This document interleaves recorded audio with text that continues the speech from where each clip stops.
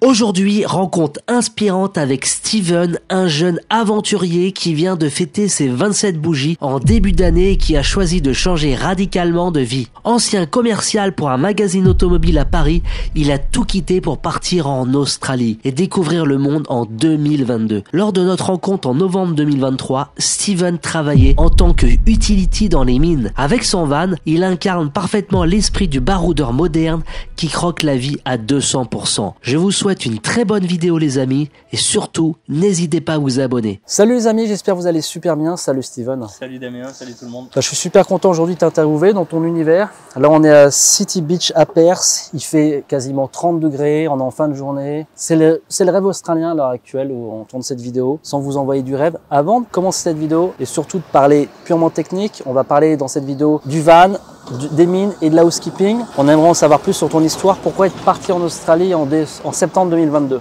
Du coup, premièrement, moi je m'appelle Steven, j'ai 25 ans. Je viens de Haute-Loire, donc à 1 heure de Saint-Étienne. Et j'étais commercial junior à Paris pendant 1 an, donc je vendais de la publicité pour un magazine de voitures. Et j'avais le désir de rentrer sur Lyon, parce que la ville était plus à taille humaine et plus proche de chez moi que Paris. Bon, 1 an c'est bien, mais après ça suffit. Du coup, j'avais une belle opportunité pour une concession de voitures américaine. J'avais 23 ans, le directeur m'annonce 4 500 € par mois de moyenne. Je dis bon là, on va tout tenter. Mais au final, malheureusement, ça s'est pas fait, manque d'expérience. Du coup, c'est ce qui a été un peu le déclic. Du coup, au final, en janvier, je me suis fait un petit cadeau à moi-même, cadeau d'anniversaire. Je me suis offert mon visa, comme ça me mettait une deadline pour partir en Australie, parce que j'avais quand même déjà l'idée en tête avant. Et du coup, j'ai mis de côté pendant 8 mois, j'ai trouvé un autre taf sur Lyon, un peu moins intéressant, mais qui m'a permis de gagner un peu d'argent. Et du coup, je me suis envolé pour Perth le 15 septembre 2022. Voilà, donc comme de nombreux backpackers aujourd'hui, on arrive en Australie, on décide de partir parce qu'il y a un moment de votre vie peut-être que on sent qu'il faut partir. Il y a un petit truc, une petite voix qui te dit qu'il faut partir. Si vous êtes dans cet état d'esprit, comme on en parlait tout à l'heure en off, il faut impérativement acheter le visa pour déjà enclencher le projet. Et après, il n'y a plus qu'à partir. Ouais, le visa, ça te permet vraiment de mettre une deadline, quoi. C'est pour se dire là, t'as plus le choix, t'as 1 an pour partir, sinon tu jettes 300 € par la fenêtre. Puisqu'en plus, tu rentres dans les préparatifs. C'est ça. 4-5 mois avant le départ, t'achètes le billet d'avion et petit à petit, ça grossit. On est dans cette dynamique de préparation. Voilà, on commence à regarder des contenus. On achète, le billet d'avion, tout s'enchaîne. On se prépare petit à petit. C'est ça. Alors, pour ceux qui regardent la vidéo, les amis, c'est vrai qu'il y a beaucoup de villes aujourd'hui. On peut arriver dans énormément de villes depuis l'Asie. C'est pas évident de faire un choix.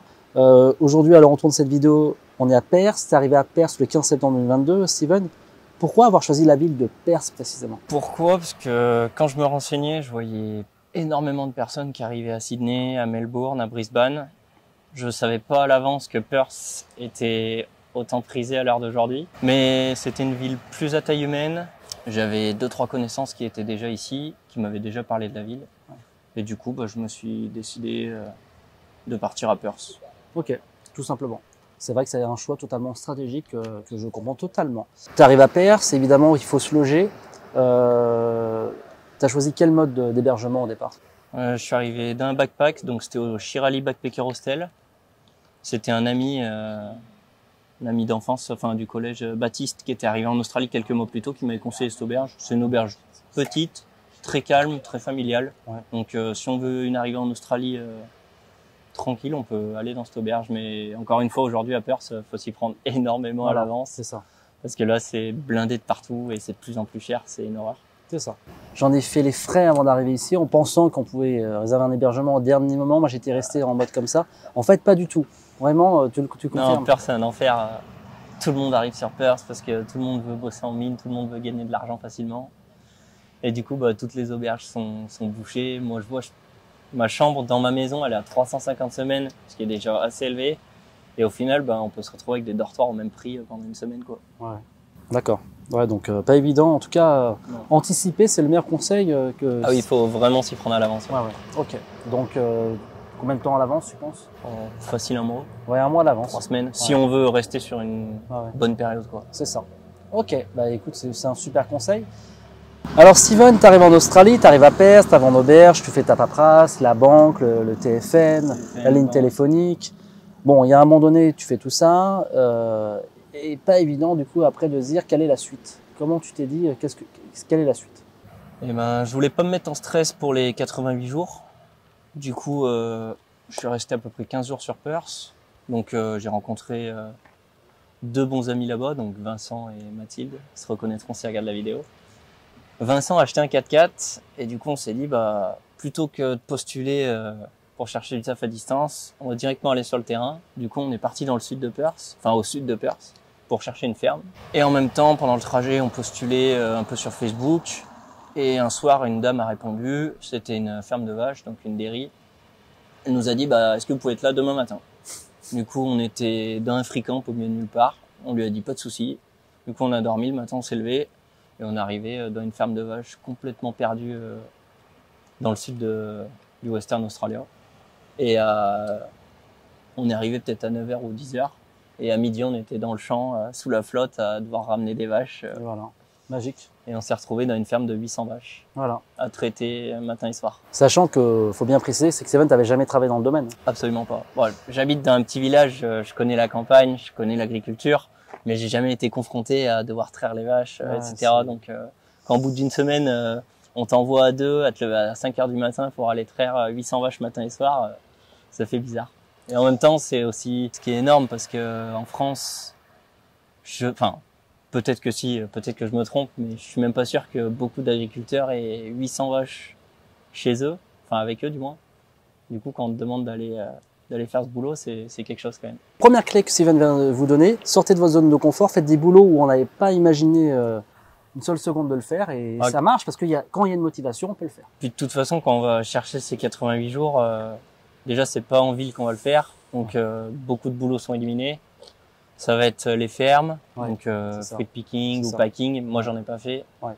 Mais sinon, bah, nous, on a trouvé la ferme de vaches. Et directement, le premier jour, je m'en rappellerai parce que on nous a envoyé dans le champ, il pleuvait à verse. Et là, tu te dis, mais qu'est-ce que je fous là? Ça fait 3 semaines que je suis arrivé en Australie, je suis dans un champ avec de la merde pour aller traire des vaches. Sachant que la veille, t'avais rien. C'est ça. Et voilà, c'est ça. Ça peut aller très vite. C'est que du jour au lendemain. Du jour au lendemain, tu pars à un taf, quoi. Ouais, tu peux attaquer, il n'y a pas de piscine, pas de papier, rien. Ce qui est rassurant, c'est que finalement, si tu veux attaquer, t'attaques. Ce qui est rassurant, c'est qu'on peut être en galère de taf à l'heure où on regardait, ça se trouve, cette vidéo au milieu de nulle part dans votre van ou dans votre tente et que demain, vous pouvez avoir un travail. C'est ça qui est motivant. C'est ça. Postuler. Ouais. Et aller sur le terrain. Pour les fermes, si vous avez une voiture, n'hésitez pas à aller sur place. C'est ça. Ça, c'est aussi une clé très importante que Steven vient de vous donner. C'est bien d'être derrière son clavier, mais à un moment donné, il faut aller sur le terrain. Exactement. Donc, acheter un véhicule ou trouver des gens qui ont un véhicule et partez sur place. Et souvent, on me dit, ouais, mais alors, j'ai pas d'argent, etc. Ce que je comprends totalement. Je réponds souvent, achète une poubelle, quitte à au moins pouvoir se déplacer. Tu vois, pour au moins aller en Ah oui, donc c'est sûr, le déplacement est super important. C'est ça. Si vous pouvez avoir une voiture au début, même une RAV à $3000, c'est ça. Vous l'achetez et après, vous allez trouver du taf. Donc, premier job en housekeeping décroché finalement avec aucune expérience. 2 semaines à travailler en dairy farm, le bilan est plutôt bon. Puis après, finalement, tu décides, à travers toute cette aventure, d'arriver en housekeeping. C'est ça. Bah, du coup, on a fait 2 semaines et demie dans la ferme de vaches. Après, on a décidé de s'en aller. On a été dans un working hostel. De base, c'est pas bien réputé, on va pas se mentir. Quand on est arrivé dans le working, le mec venait juste d'acheter, de reprendre le site. Du coup, bon, il avait les contacts des fermiers, mais c'était pas non plus ses potes, quoi. Du coup, on a payé la chambre la première semaine, on louait le dortoir $170, il me semble. Et en fait, le working, dans le principe, c'est que vous louez la chambre et le mec vous trouve du taf. Du coup, premier jour, pas de taf, deuxième jour, pas de taf, troisième jour, pas de taf. Bon, voilà, au bout d'une semaine, tu perds $170, t'as pas de taf, du coup, t'es bien content, t'es là pour rien. Et du coup, bah, le temps passe. Moi, ensuite, bon, il nous est arrivé une petite galère. On a eu un petit accident de voiture. Mais bon, je m'étendrai pas sur le sujet. Tout s'est bien passé pour nous 3, il n'y a pas de souci. Et ensuite, bah, j'ai voulu chercher de mon côté. Du coup, j'ai été sur mon ordi, Gumtree, donc Gumtree pour trouver du taf. C'est un peu le bon coin français, mais avec du boulot. Et du coup, j'ai postulé en housekeeping et en hospitality parce que depuis 2021, je crois, c'est valable pour les 88 jours. Donc, ça vous évite bien de ramasser des fraises attention au code postal. Ou des mandarines. Voilà. Il faut juste faire attention au code postal. Mais bon, quand vous sortez de Perth, il suffit de faire 200 km, vous êtes directement en région reculée dans le Western Australia. En zone tendue, on va dire. donc il n'y a pas de souci. J'ai postulé, c'était à Newman, donc dans le désert à 1000 km au nord de Perth. Et du coup, le mec m'a recruté, il m'a dit, bah, ça devait être le dimanche, il m'a dit, est-ce que tu peux être là la semaine prochaine? Je lui ai dit, il n'y a pas de problème. J'ai booké mon avion de Perth à Newman, et je suis arrivé d'un resort, et là, bah, j'ai attaqué mon taf en hospitalité pour mes 88 jours. Donc, comment s'appelait ce resort? C'était l'Oasis à Newman. Ok, excellent. Donc pareil, aucune expérience en France dans la housekeeping? Non, non, Voilà. j'ai jamais fait, à part faire mon lit, j'avais jamais bossé dans le housekeeping. Et du coup, je me suis retrouvé dans le resort. Donc, il faut savoir que dans le resort, on est nourri logé. J'avais pas un gros salaire, mais quand on arrive en Australie, il faut pas croire qu'on peut rentrer en mine tout de suite et gagner des centaines de milliers de dollars. Du coup, moi, j'ai été payé 1000 $ la semaine, mais nourri logé. Du coup, en soi, c'était que de l'argent de poche. Il y avait la piscine, la salle de sport. Et du coup, bah, soit je faisais du housekeeping avec les lits, soit je faisais l'utility, donc tout ce qui va être nettoyage des machines à laver, des aires communes, de la piscine, etc., etc. Et j'ai aussi été kitchen hand. Ok. Donc, encore une clé intéressante que Steven vient de nous donner. La housekeeping, c'est pour moi vraiment un corps de métier qui doit être absolument privilégié. Souvent, on pense ferme, on pense picking, on pense, mine, ferme solaire. Mais la housekeeping, en fait, il y a une vraie demande. Et surtout, quand tu as fait tes preuves, tu fais faire beaucoup d'heures. Et c'est pas un boulot extrêmement compliqué, même s'il faut être carré dans ce qu'on fait. Oh, il faut apprendre, mais en soi, moi, j'avais jamais fait de housekeeping. C'est ça. En kitchen, c'est pareil, c'est pas ce qui est le plus compliqué de faire le dishwasher, donc faut juste être motivé à bosser 10 heures par jour. Et du moment que vous êtes motivé et que vous montrez que vous êtes motivé. Donc là, Steven, tu fais finalement tes 88 jours en housekeeping pour valider ce second visa. On rappelle qu'il faut faire 88 jours pour le second visa et pour valider du coup rester en Australie. Et là, du coup, derrière, t'achètes un petit van aussi dans la foulée. C'est ça. Bah, j'ai fait mes 3 mois, pardon. Ensuite, je suis parti 2 mois en Asie, Vietnam, Laos et Cambodge. Laos que je conseille par ailleurs si certains d'entre vous décident d'aller en Asie. Pays très sous-coté. Et ensuite, pareil, j'ai eu un petit peu de chance parce que j'avais un pote d'enfance qui était là depuis 4 ans, petite pensée à Tom. Et du coup, qui lui avait vécu le Covid ici, ça faisait 4 ans qu'il était là, donc il a voulu un peu rentrer. Et du coup, il m'a vendu son van, qui est là avec nous. Donc Ford Econovan 1999. Moi je préférais un peu l'ancien en plus, il est dans son jus, moi j'adore. Donc on y est bien. Ouais, excellent. Donc toi, t'as voulu finalement opter pour l'option van par rapport à un 4x4. J'ai opté pour l'option van parce que Tom a fait qu'il avait le van qui partait. C'était une solution de facilité aussi. Ouais, et le destin peut-être. Ouais, parce que comme ça, moi c'est un pote d'enfance. Il faut faire très attention quand on achète une voiture ici aussi. Ça on peut en parler aussi. Oui. Mais du coup, moi j'avais la confiance par rapport à Tom. Ouais. Il m'a fait un petit prix d'amis. Le van a très peu de kilomètres, il a 220 000, ce qui en Australie est très très peu. Du coup, c'était aussi la solution de facilité, quoi. Ok. Donc, le van, tu as des petites astuces à recommander aux backpackers qui nous regardent s'ils achètent un van? Obligatoirement faire un pré-check avant de l'acheter, parce que là, par exemple, moi j'ai un ami qui arrive dans 2 jours. Il avait vu un van sur internet. C'est moi qui ai été qui ai demandé au mec qu'on fasse un pré-check. Et on a été faire le pré-check chez Obi-Wan. Donc c'est un garagiste français. Si jamais vous pouvez noter l'adresse, Obi-Wan Automécanique à Perth. Ok. Donc 3 Français qui ont monté leur boîte il y a 5 ans, je crois. Excellent. Et du coup, on y a été. Le mec nous a annoncé 2000 $ de réparation dessus. Donc pas des grosses choses, mais il y avait par exemple la distribution. On savait pas depuis quand elle a été faite.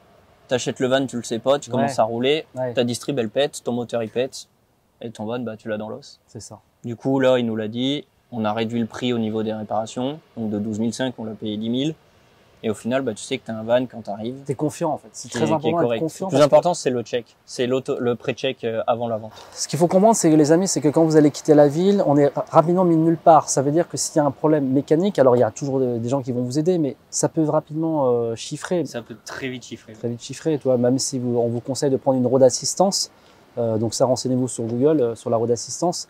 Derrière, ça peut très vite chiffrer les remorquages et en plus, comme tu dis, la mécanique qui va engendrer d'autres problèmes. Petite astuce, je vois un panneau solaire au-dessus, tu recommandes? Oui, moi du coup, Bon, je vous cache pas que j'ai pas fait de road trip encore, ça attendra Ouais. le 28 décembre. Ouais, mais il est prêt. Ah non, donc mais du coup, t'es ouais. prêt pour.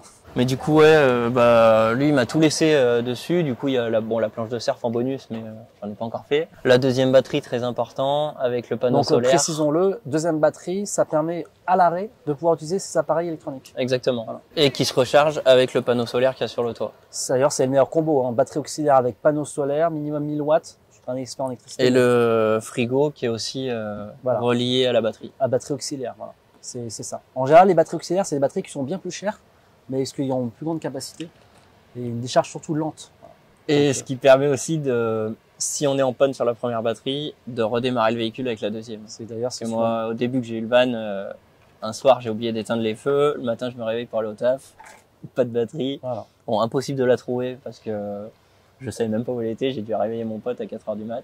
Mais bon, après, j'ai su que tu pouvais brancher au moins C'est la ça. deuxième sur la première. Donc, si vous achetez un véhicule, priorité, panneau solaire, seconde batterie, frigo branché sur la batterie auxiliaire pour au moins avoir l'eau courante en autonomie, le frigo Ça. pour avoir toujours un peu de nourriture entre guillemets en autonomie. Et après, tu as des dernières astuces avant de passer à Non, la bah, moi, je mettrais surtout l'accent sur la mécanique. suite. Ouais, c'est ça. Vraiment, avant les accessoires, la mécanique. 100% S'assurer que Ça reste de la- mécaniquement, il soit correct. Voilà. Parce qu'après, les accessoires, on peut toujours les changer. L'équipement, on peut toujours en racheter, même si ça peut coûter cher. Le plus important, c'est la mécanique, parce que c'est ce qui va coûter le plus d'argent s'il y a des problèmes, quoi. C'est ça. Il faut pas se faire alpaguer parce qu'il y a Voilà. un petit koala ou un kangourou à l'intérieur, on s'en fout. Et même si la personne en face de vous, elle vous vend le 4x4 ou le van, Mécanique. comme quoi il est super bien et tout, faites Check. un pré-check. Un check. Parce que nous, pareil, bah, bon, je reviens sur l'exemple de mon pote. Le mec, on aurait pu lui acheter comme ça. Et au final, bah, tu sais pas que t'as une distribution à faire, tu sais pas que faut changer, t'as des problèmes de frein, des choses comme ça. Enfin, ça peut être n'importe quoi. En fait, c'est comme un contrôle de santé, un bilan de santé. Exactement. Le problème, c'est que si on achète un véhicule et qu'on fait les choses pas forcément proprement, il suffit d'avoir un souci, comme je vous l'ai dit, dans la Outback, ça va pas être le même tarif. Et ça peut engendrer d'autres problèmes techniques. C'est ça. Alors, Steven, ça fait pas mal de temps que tu travailles dans les mines. Ça fait combien de temps que tu travailles dans les mines? Ça fait 5 mois. Voilà. Enfin, fin décembre, ça fera 5 mois. Voilà, J'ai attaqué le 9 août. Un peu plus de 5 mois que tu travailles dans les mines, quasiment. Alors, c'est un sujet assez épineux, un sujet qui peut être houleux pour certains backpackers, parce qu'on a l'impression que c'est du fake, que c'est faux, etc. Allez voir les autres témoignages qui sont sortis sur la chaîne, vous allez voir que tout est vrai, tout ça existe. Mais est-ce que c'est pas une légende urbaine, les mines, finalement? Si on veut bosser en mine, il faut juste se donner les moyens. Moi, j'ai eu la chance de faire mes 3 mois en hospitality, donc ce qui m'a permis d'acquérir de l'expérience en housekeeping et en utility. L'utility, il faut savoir que c'est l'entrée basique en mine, donc c'est la porte d'entrée. Ok. Et moi, c'est ce qui m'a permis d'y rentrer, sachant que, bon, pareil, j'ai eu de la chance parce que je m'étais inscrit, je postulais sur SIC en mai. Après, j'étais rentré en France jusqu'à août. Et en fait, pour la petite histoire, je suis revenu en Australie le samedi 6 août. Je partais en mine le 9. D'accord, c'est Donc, complètement dingue. j'ai envoyé en fait un mail au contact que j'avais chez Hayes. Donc Hayes, c'est une agence qui recrute en mine. Et du coup, elle m'a dit, bah, est-ce que t'es dispo mercredi? Du coup, elle m'a envoyé mon billet d'avion et je suis parti Excellent. premier taf en mine Voilà, pour 15 excellent, jours. mine. Alors, juste pour préciser, c'est vrai qu'en mine, on imagine conduire des tracteurs, conduire des grues, conduire des engins énormes. En fait, non, il y a aussi des boulots, entre guillemets, qui sont beaucoup moins dans l'opérationnel, dans la technique, des métiers, entre guillemets, qui sont très utiles, comme faire à manger, faire le ménage. C'est ça. Voilà, et tout ce qu'il y a autour d'une mine, c'est une ville, en fait, c'est une ville. Ah, Et c'est donc- l'entrée de base. voilà. L'utility, c'est vraiment l'entrée de base. Si vous n'avez pas d'expérience, pas de ticket, Ouais. vous avez pas besoin. Je suis même pas sûr qu'on ait besoin de la white card. Donc, faut postuler sur SIC et avoir un peu d'expérience en housekeeping ou utility. Et il faut être prêt à travailler 14 jours d'affilée, 12 heures par jour. Parce que ça, on le précise pas forcément. C'est ça. Mais la première fois, quand on est habitué à faire nos 8 heures en France Ouais. Ou autre, Et rentrer chez soi le soir. quand il faut aller bosser 12 heures par jour sous 40 degrés, c'est pas tout le temps facile. Alors, avant de parler du système des 14 jours, etc., on aimerait savoir un peu sur ton niveau d'anglais pour un peu s'identifier. T'avais un niveau, comment ça se passe? Alors, on va dire que je suis parti avec des bases correctement. Enfin, je savais à peu près me faire comprendre, quoi. Et ensuite, bah, petit à petit, en un an, on arrive à parler beaucoup plus facilement, comprendre beaucoup plus facilement. Sauf quand on tombe sur des Australiens du bush, qui ont un accent, enfin, vous verrez par vous-même. Donc, Et c'est surtout au niveau du vocabulaire, en fait. Bah, on change, déjà, en changeant de taf, on apprend du vocabulaire partout. Et du coup, c'est ça, au bout d'un an, je pense que c'est énormément de vocabulaire en plus. Encore quelques doutes dans la parole. Oui. C'est pas non plus Mais tu 100% te sens fluide, mieux, mais on se plus sent en beaucoup confiance. mieux au bout d'un an. Oui, parce que c'est une des angoisses, c'est un des problèmes qu'on peut à la limite régler avant de partir, bosser un peu l'anglais. Après, même si on parle pas spécialement anglais, du moment qu'on est motivé à faire Ouais, le job, ça, c'est qu'on veut important. comprendre comment ça marche, et que dans tous les cas, quand on fera des tafs, que ça soit les fruits, les mines en utility, ça sera jamais des tafs qui demandent un niveau intellectuel exceptionnel, entre guillemets, enfin, ou du moins des qualifications. Et du coup, bah, du moment que vous montrez votre motivation, C'est ça. ça paye. C'est ça, c'est que si vous avez un anglais à la limite médiocre, vaut mieux à la limite un anglais médiocre mais d'une motivation extrême que l'inverse. Là, ça C'est fait ça. toute la différence. Exactement. Alors, Steven nous a parlé de 14 jours, 12 jours par jour. C'est un système, on l'appelle le système aussi FIFO, c'est ça? C'est ça, fly in, fly out. Fly in, fly out. Alors, En ça, fait, on prend l'avion pour aller sur le camp, on travaille nos 14 jours, et après on reprend l'avion pour revenir sur Perth. donc 14 jours d'affilée, je sais pas si C'est vous ça. vous rendez compte. Enfin, 14 jours d'affilée, non, c'est ce qu'on travaille sur un mois entier. 12 heures par jour, t'as l'impression d'avoir 2 vies dans la journée. Après, on s'habitue vite, mais les premières fois, quand on se retrouve au milieu du désert, quand il fait très chaud, la fin peut être un peu fatigante. D'accord, ça marche. Alors, toi, tu m'as parlé d'utility. Alors, qu'est-ce que tu faisais qu'est-ce que tu fais dans la mine exactement? Ah, pareil que ce que je faisais dans le resort, en fait. Soit on peut être au housekeeping, donc on refait les chambres, on nettoie toutes les chambres, on change les lits, etc. quand il y a les départs des mineurs. Ouais. Et ensuite, on peut faire de l'utility, donc pareil, on va nettoyer les aires communes, les laundries, les toilettes, le bar. On peut tenir le bar aussi. Moi, je sais que je tiens le bar. Il faut juste avoir le RSA. Donc, c'est votre sorte de diplôme que vous pouvez passer à Perth. Ça dure une journée. On vous donne un questionnaire. Vous payez La licence d'alcool pour payez pouvoir faire- $70 et vous l'avez. Ok. Juste histoire de pouvoir servir de l'alcool, en fait. Donc toi, t'as passé ton RSA Ouais, je l'ai Tu l'as passé passé en dans arrivant sur Perth. dans un bureau directement? À Paragon, si je dis pas de bêtises. D'accord. Vous pouvez noter. Notez-le, Asus en or, Paragon, vous passez son Paragon, RSA. ouais. Ok. Et Wildcard aussi, d'ailleurs. La wildcard, oui, East Perth. je pense que la plupart des gens qui vont regarder cette vidéo sont sûrement au courant. Pour travailler en mine, Oui, c'est les c'est le... premières choses Et même basiques à pour faire passer. du housekeeping, Et même construction. Non, je suis pas sûr qu'il faille la wildcard Ouais. pour C'est conseillé. le housekeeping. en tout cas, c'est Mais dans conseillé. tous les cas, pour Ouais. trouver un boulot, il la faudra. Moi, je pense que la wildcard, passer là où on se pose même pas de questions, Oui, à la limite, non, ça non. ouvre tellement d'ouvertures. Vous de pouvez possibles. bosser, Ouais. parce que sinon vous pouvez pas bosser en construction. Enfin, Ouais. rien que ça déjà, ça ferme beaucoup de portes à Perth quand on veut trouver un taf. Ouais. Mais bon. Et du coup après, sinon kitchen end. Ça marche. Donc on assiste le chef, pareil pendant 12 heures, on prépare soit on est en day shift, donc 2 jours. On fait généralement en cuisine, c'est généralement 9h 21h 9h, ou alors 21h 9h du matin. Ok. Et on aide soit la préparation du petit-déj, soit le dîner. Ton intégration dans une mine, 12 heures par jour, 14 jours d'affilée, comment ça se passe mentalement? Ça n'a pas été trop dur au départ? Non, bah le premier camp où je suis allé en fait, c'était un peu une usine parce qu'il y avait 1500 personnes. D'accord. Bah, c'était la plus grosse mine nord d'Australie C'était à où Boddington. Boddington. Donc c'est à 2h30 de Perth. D'accord. Bon là pour le coup, j'avais pas pris l'avion, j'avais pris le bus. Et du coup moi j'étais en cuisine. Et là par contre c'était vraiment l'usine. Là t'arrives, t'es dans le bain direct. Parce que quand il y a 600 mecs qui arrivent à 18h Ah, ils pour ont venir faim, les manger, mecs, Bah oui, ils ont travaillé toute la journée. quand il faut faire 2 heures de plonge. Mais après c'était bien parce qu'il y avait une grosse équipe. Ah ouais. Et du coup en fait tu tournais. Un coup tu restais 2 heures en service dans la salle, dans le réfectoire. Ouais. 2 heures t'es au platewage, donc tu laves tout ce qui est assiette, etc. 2 heures t'es au potouage, tu laves tout ce qui est les plats que les chefs utilisent. Ça marche. Et 2 heures tu peux être runner. Mais vu Ok. que tu tournes, c'est quand même, tu t'ennuies pas, mais Ouais. c'est pas, Ouais. c'est pas ennuyant quoi. C'est une grosse mine. D'accord. Exactement. Ça marche. Ouais, donc au départ, quand tu arrives en mine, tu vas te dire, ouais, c'est quoi ce bordel? C'est comme un univers particulier, c'est un monde, tu vois? C'est ça. Bah c'est surtout les 11 heures, ça fait bizarre quoi. Ouais. Mais bon, petit à petit après on s'habitue. Et quand on sait que le salaire, C'est ça. enfin avec le salaire qui va avec. Oui, oui. Bah, c'est vrai qu'après, on peut aussi oublier la difficulté. Exactement. En tout cas, on sait pourquoi on travaille. Pareil, pour ceux qui se posent la question, en mine, on est logé sur place, On est nourri logé. nourri, logé. Donc dans des dongas, on peut appeler ça. C'est comme des petits bungalows en fait, tout petits, mais bien assez confortables. Donc Genre, ça on a fait, salle de bain privative, un lit simple, Ouais, ok. une armoire, une télé, Comme et un petit frigo. motel, quoi. Une petite chambre. Ouais, c'est ça, ouais. mais vraiment tout petit. Non, j'allais dire le van, mais non, Non, non. quand même. Ouais, 3-4 mètres carrés. Enfin, ça fait non, un peu plus, Ouais, mais- 10-12 mètres carrés quoi. Ouais, donc tu te sens bien. Ça Enfin, marche. quelqu'un qui habite à Paris, il rêverait d'avoir la même chambre quoi. Un Donc, étudiant. Ouais. Donc, énorme montage en mine, nourri, logé pour la plupart, hein, c'est comme ça. Ça, c'est un vrai plus. Alors, au niveau du salaire en mine, ça se passe comment à peu près? Ça dépend, mais l'entrée en mine en utility généralement va être autour de 35 $ de l'heure. Moi là je suis à 37,92 parce que je me retrouve en plein milieu du désert dans la région la plus chaude de l'Australie. Du coup tu as des avantages par rapport à ça. Et du coup là je suis à 37,92 donc 2900 € brut par semaine. Faut savoir que les payes sont à la semaine, ça change la vie.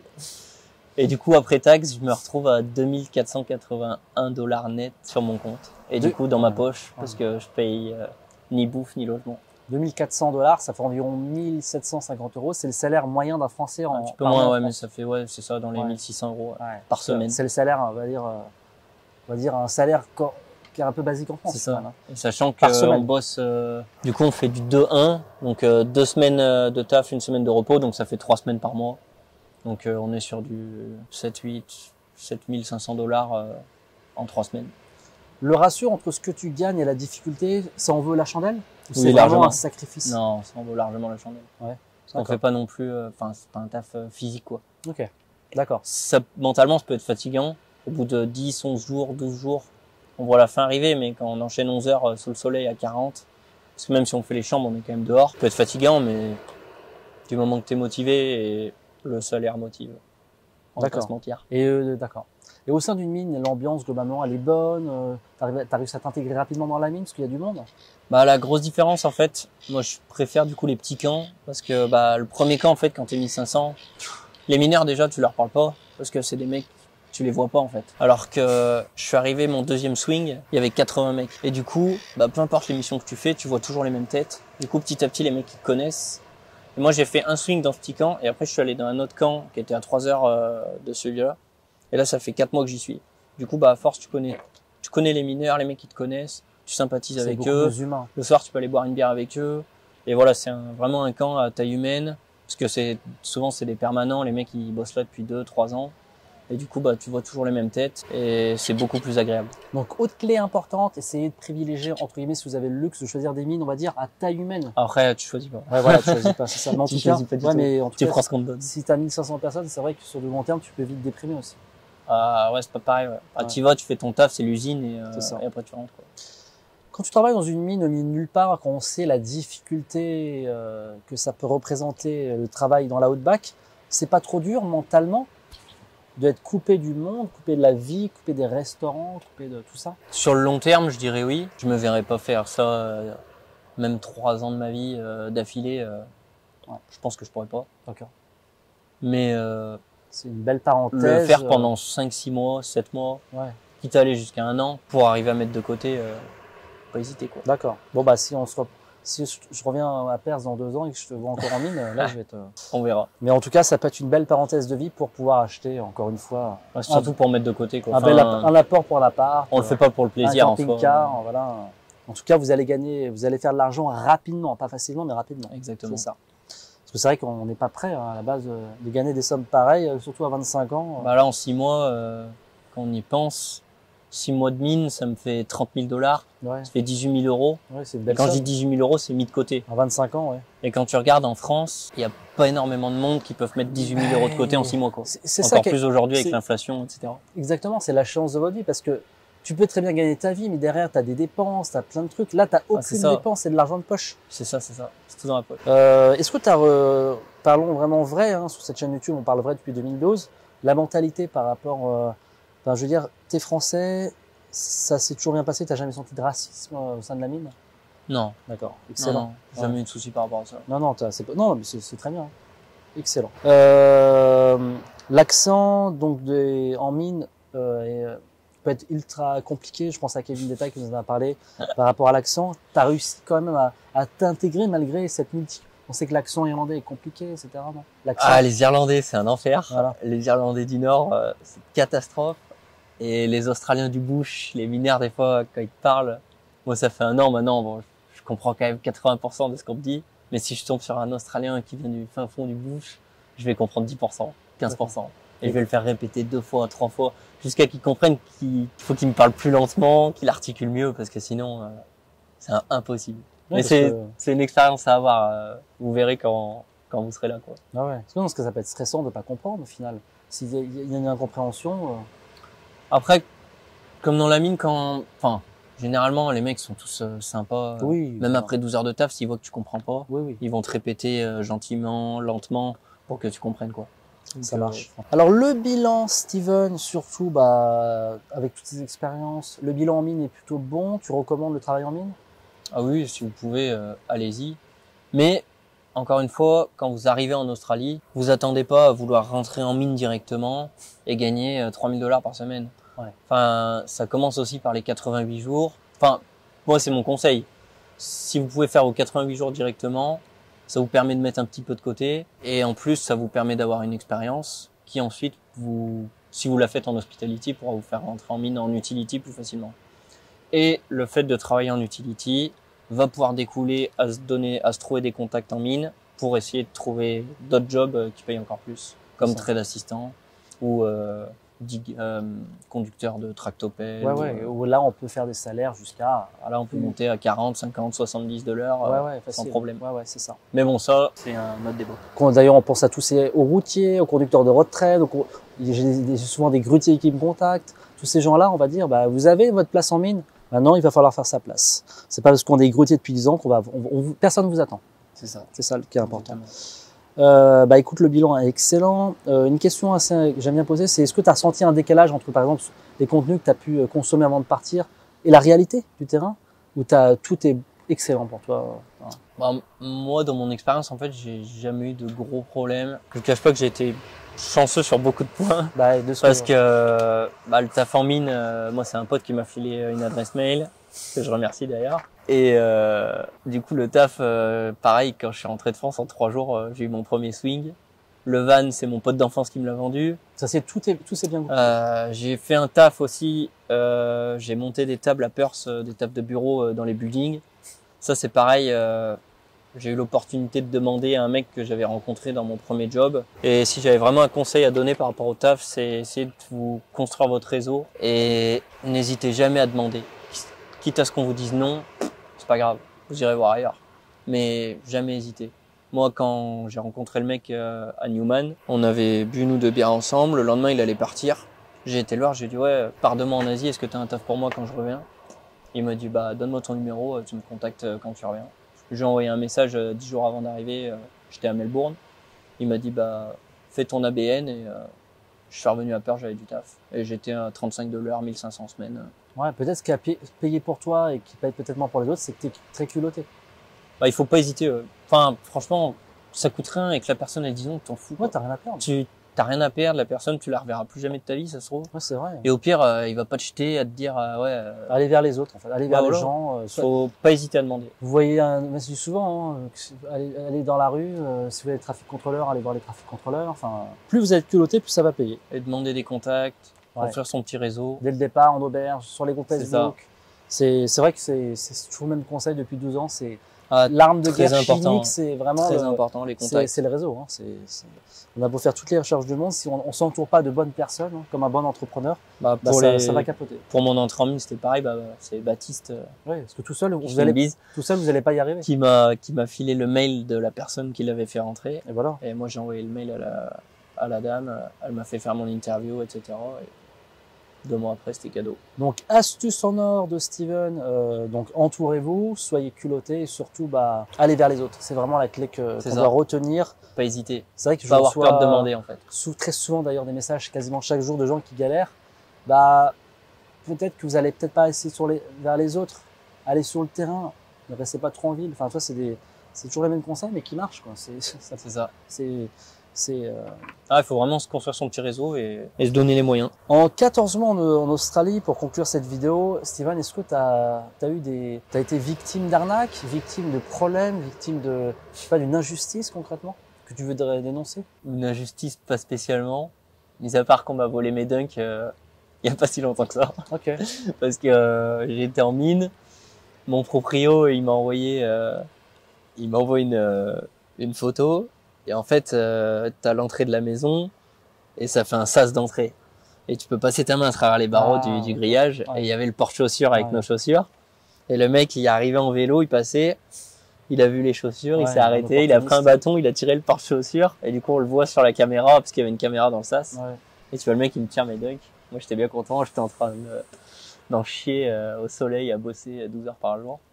Donc même Et si voilà. globalement l'Australie, c'est vrai que c'est un pays où il y a vraiment une sécurité, une sérénité, je dirais surtout.